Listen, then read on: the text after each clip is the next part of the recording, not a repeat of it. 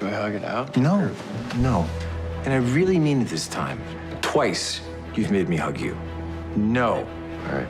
Okay, I mean it. I will propose a toast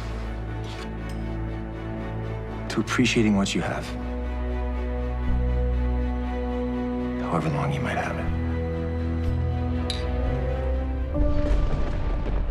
The only way that this is bearable for me is if I am certain my sacrifice, my death,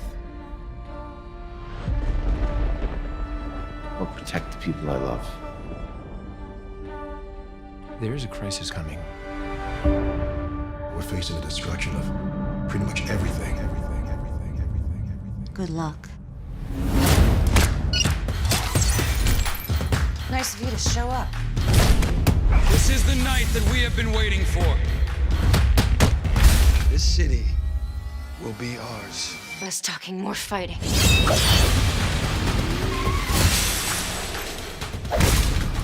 Indiana Jones made this look way more fun.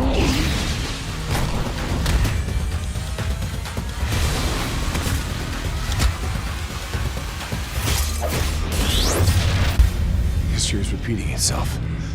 Oliver? Hi, Mom.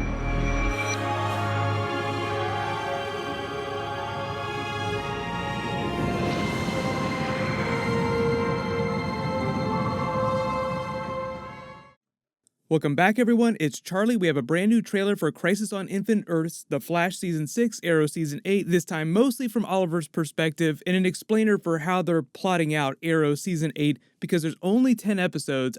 Yes, they did announce they're doing a pilot for a spin-off with one of the crossover episodes. I'll address that at the end of the video after I talk about this footage, because it's a little bit separate. That's happening after all the big crossover stuff happens. We're doing a giveaway for Joker movie tickets. All you have to do to enter is be a subscriber and leave your best Crisis on Infinite Earths theory on the video. You may have also noticed that Stephen Amell changed his Twitter avatar to this. It's Oliver standing with Kingdom Come Superman. That's going to be Brandon Routh during the crossover. And you see Brandon Routh has been posting pictures of Kingdom Come Superman. So it sounds like he actually does have a lot of scenes with a bunch of different Supermen this season.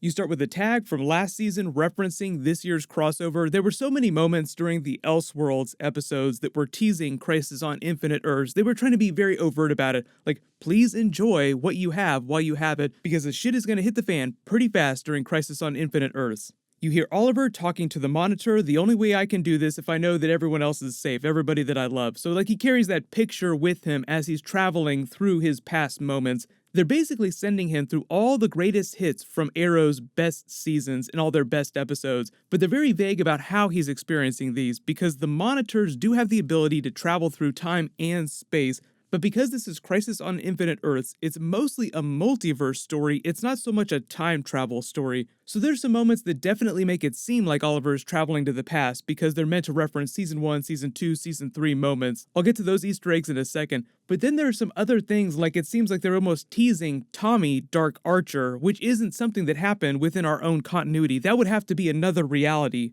There's also a bunch of flash forwards to the future with future Team Arrow, Oliver's daughter, and all those villains. In the new version, it looks like of the person that's picking up the mantle of Deathstroke.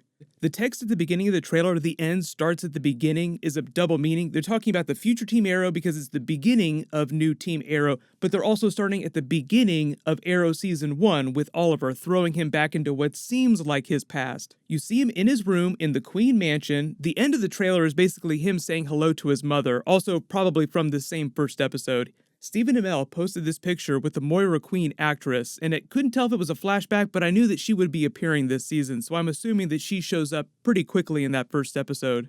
You see him in the club from the pilot episode. It's almost the same. He starts to notice that things are weird, like he's looking at the champagne bottle cork like, what's going on? He has a much thicker beard. Obviously, he's a couple years older than when he filmed the pilot, so he's meant to look a little bit different. But you also look at Tommy across the dance room floor, who's staring daggers at him, it seems, and also has a beard, which he did not have in the pilot episode, which is why I'm talking about Tommy Dark Archer, something different with the Tommy character. Something about all these moments that he's going back to doesn't seem quite right, like he's not literally just time traveling and showing up in the past. When you see the camera zoom in on his eyes and he wakes up in the bed, that's him in Hong Kong, so they're going to be referencing a lot of Season 3 stuff right away at the beginning of the season. Then you see him in a forest, that seems like it's him back on Lian Yu. You see him back in his room during Season 1. You can kind of chart where he is in the timeline based on the clothes that he's wearing in the backgrounds. There's a couple clips of him on a mission in a warehouse. You see him find all these dead bodies here. He does have a new Green Arrow costume this season. This is what it looks like. It's meant to look very much like an upgraded version of the Season 1 costume. A little more lo-fi, but they brought the mask back. Stephen Amell's like, everybody knows his identity, so he doesn't need the mask, but the mask just looks way more iconic, so we went with it. The Deathstroke mask that you see someone pick up then, that's in the flash forwards. All the Deathstroke stuff, the people with the Deathstroke masks, from Season 2, they're doing that in the future timeline. So like I said, they're referencing moments from Arrow's greatest hits episodes, but some of that stuff will be them doing it in the future.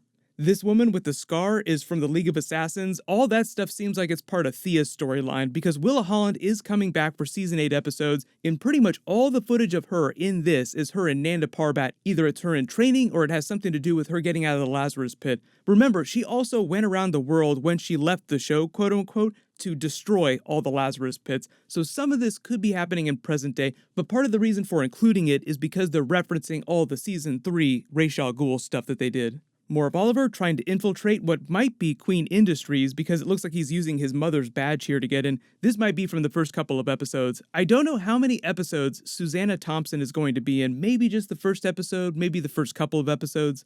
You see Oliver's daughter Mia in her Green Arrow costume on a mission with New Team Arrow. This is Renee's daughter. It seemed like she was inheriting the mantle of the Black Canary in the future, but it's hard to say. Because Oliver's wearing the dress shirt here when he's in chains going all crazy, I'm guessing this is meant to reference the Season 1 episode after Oliver discovered that Malcolm Merlyn was the Dark Archer. Oliver and Diggle meeting up with Black Canary. This seems like it's happening closer to present day because she's got her new haircut. This is what her haircut's going to look like for most of the season. Then you have Oliver battling it out inside what looks like Queen Industries with what looks like a new version of the Dark Archer. I think this is going to be Tommy that he's fighting, even though I believe that John Barrowman is coming back for Crisis on Infinite Earths in some capacity. They remind you that the Arrow premiere isn't happening till the week after Flash Season 1, so when all the shows come back, they're not all coming back at the same time. Really hard to tell if Thea is fighting Talia al Ghul or if she's just training with her. But then you see Oliver coming for them, so he shows up in this place at some point, probably with the Monitor's help. Just assume that the Monitor is responsible for all that craziness,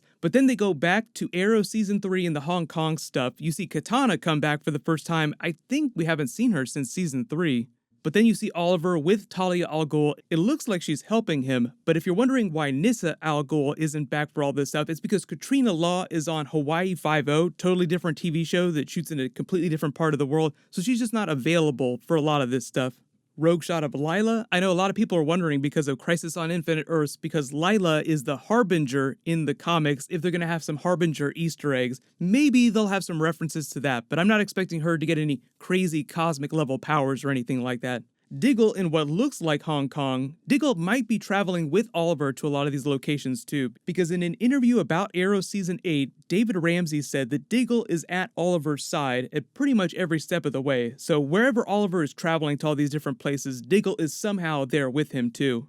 You get the big Moira Queen reveal, and then obviously the Tom Welling Superman tag. So, if it wasn't clear, Tom Welling Superman is going to participate in this year's crossover. There was news that Michael Rosenbaum turned down his opportunity to cameo. This is the message that he posted. You could interpret this any way that you want, but the whole idea is that he said that it was too last minute and he didn't have an idea what he was going to be doing. They weren't offering him any money, so he had to turn them down. I don't think he's trying to be quite as snarky as the message makes it seem, because if you saw this, it would seem like he's trying to throw some shade at them. It is a very Lex Luthor type of message to leave. No script, no money, no pay, no deal. They did confirm that Erica Durance is coming back as Clark's version of Lois Lane, so Lois and Clark will be coming back from Smallville for the crossover. Maybe Lana Lang will show up too, maybe a couple of the other Smallville people, but I think Lois and Clark are really the big ones. If you're not going to be able to get Lex, which is kind of unfortunate, at least you got Lois. But addressing all the Arrow spinoff stuff, yes, there was news that they're going forward with a pretty obvious Arrow spinoff that a lot of people assumed that they would at least try, with the Canaries and with Oliver's daughter and future Team Arrow. They didn't say whether or not it would be taking place in the future or they would be pulling her back into the past, because the whole idea in doing this spin-off is that she would also probably cross over with the shows in present day in future years crossovers. So there are 5 episodes of Crisis on Infinite Earths official crossover. 3 of them will be happening in December, and then they'll go on break for a couple weeks, come back in January. In the second part of the crossover will air. It'll be the last episode of Arrow and then a Legends of Tomorrow episode to bookend everything. They said that last episode of Arrow in January is actually going to be a backdoor pilot for this Arrow spin-off TV show. Reactions are all over the board. If you're a big fan of all the future Team Arrow stuff that they did on Arrow last season, you'll probably like the crossover, or if you like these actresses. But if you didn't care about the future Team Arrow stuff, you're probably not going to care about the Arrow spin-off. There was a new Spider-Man 3 teaser with J. Jonah Jameson. I'll do a video for that tonight. There's some brand new Black Widow. I'll do that tomorrow. There's a whole bunch of stuff coming up. As long as you have alerts enabled for my channel, you should see all the videos when I post them. Everybody click here to learn what's going on with the Black Adam movie, and click here for my brand new Avengers Infinity Saga trailer and Marvel Phase 4 trailer. Thank you so much for watching. Everybody stay awesome. I'll see you guys tonight.